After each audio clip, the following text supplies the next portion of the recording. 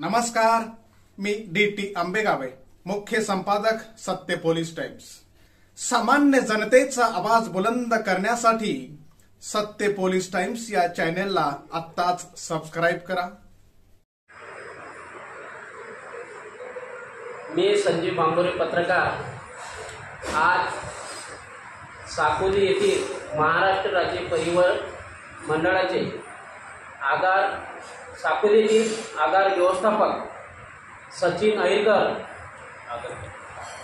आगरकर या ठिकाणी उपस्थित आहेत। आज मी त्यांच्याशी काही चर्चा करणार आहे, बातचीत करणार आहे। तर सर नमस्कार। नमस्कार। तर सर, आपण या साकोली येथील आगारमध्ये आपण केव्हापासून नियुक्ती झाला? सर्वप्रथम मी माझा परिचय देतो। मी सचिन आगरकर, आगार व्यवस्थापक साकोली। गेल्या 2 वर्षापासून 18 एप्रिल 2023 रोजी मी इथे रुजू झालो। 2 वर्ष मला इथे रुजू होऊन झालेले आहे। या आगारा अंतर्गत सर्व ठिकाणी बसेसची व्यवस्था आहे काय? आगारामार्फत आपल्या जवळजवळ दैनंदिन प्रवासी जवळजवळ 20 ते 21 हजार प्रवासी रोजचे प्रवास करत असतात आणि साकोली बसस्थानकावरून जवळपास 4 ते 4.5 हजार प्रवासी, त्यात 3 ते 3.5 हजार विद्यार्थी प्रवासी प्रवास करत असतात आणि वेगवेगळ्या गावातून, छोट्या मोठ्या गावातून, खेड्यातून आणि तालुक्यातून विद्यार्थी साकोलीला येतात आणि साकोलीहून येणं जाणं शाळेसाठी करत असतात। तर त्या हिशोबाने आपण सगळ्या ग्रामीण भागात शक्यतो जिथे जिथे रस्ते चांगले आहे आणि ज्या ज्या ग्रामीण भागातल्या मागण्या आहेत, आपण तिथे प्रत्येक ठिकाणी बस चालवतो। प्रवाशांच्या काही तक्रारी आपल्यापर्यंत? अद्यापपर्यंत प्रवाशांच्या काही छोट्या मोठ्या तक्रारी राहतात की आमच्या गावाला बस येत नाही। आम्ही त्याचं लवकरात लवकर नियोजन करून बसेस चालू करतो आणि कुठे जसं शाळेच्या विद्यार्थ्यांच्या ठिकाणी बसेस कमी पडत असेल तर त्या ठिकाणी पण जास्त बसेस लावून मुलांना त्रास कमी होईल आणि जास्तीत जास्त विद्यार्थी बसमध्ये येईल याची उपाययोजना नियुक्त करतो। प्रवाशांकडून व जनतेकडून काही त्रास आपल्याला? अद्यापपर्यंत तर काही जनतेकडून त्रास नाही आहे, कारण साकोली आगार आणि साकोलीतले आणि भंडारा जिल्ह्यातले लोक इतके चांगले आहेत की कुठलीही अडचण असली तर आम्हाला प्रत्येक वेळेला म्हणजे मदतच केल्या जाते।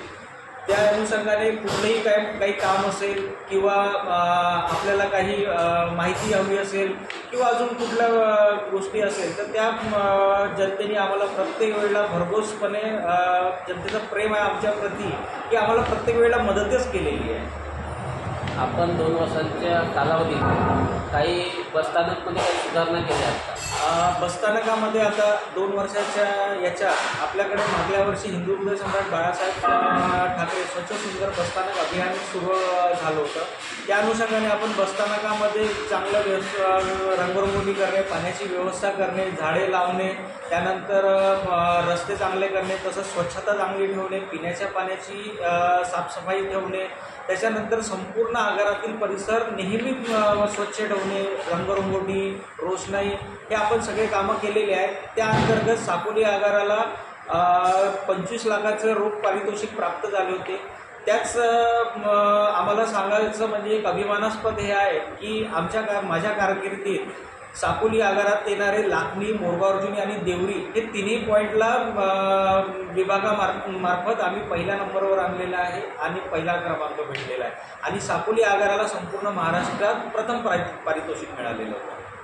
समोर काही सुधारणा करण्याचा काही तुमचा इरादा आहे? समोर आम्ही बसस्थानक रिन्युएशनसाठी पाठपुरावा करून जवळजवळ निधी मंजूर झालेला आहे आम्हाला आणि त्याचं बसस्थानक रिन्युएशनचं नवीनीकरणचं काम सुरू होणार आहे। तसेच समोर जो रोड आहे बसस्थानकाचा तर त्याला तो डांबरीकरण काढून त्याचं कॉन्क्रिटीकरण रोड करणार आहे, जेणेकरून म्हणजे काही थोडेफार खड्डे राहतात किंवा रोड खराब राहतो तो पूर्णपणे निघून जाईल आणि प्रवाशांना आम्हाला उत्कृष्ट सोयी देता येईल।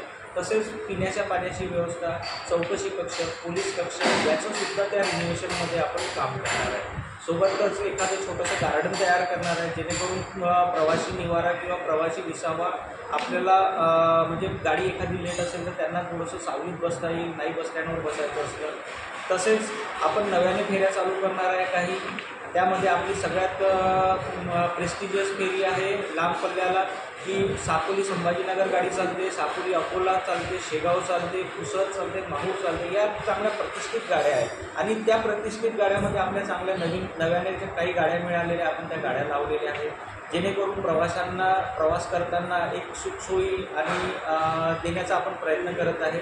आणि भविष्यात आम्ही अजून प्रवाशांना जास्तीत जास्त आमच्या प्रवाशांना आणि जनतेला त्याचा फायदा होईल, आम्ही त्याच्यासाठी नेहमीच प्रयत्नशील आहोत. तर हे होते साकोली येथील आगार व्यवस्थापक सचिन आगरकर. मी संजीव भांबोरे, पत्रकार, साकोली. जनतेचा बुलंद आवाज, सत्य पोलीस टाइम्स.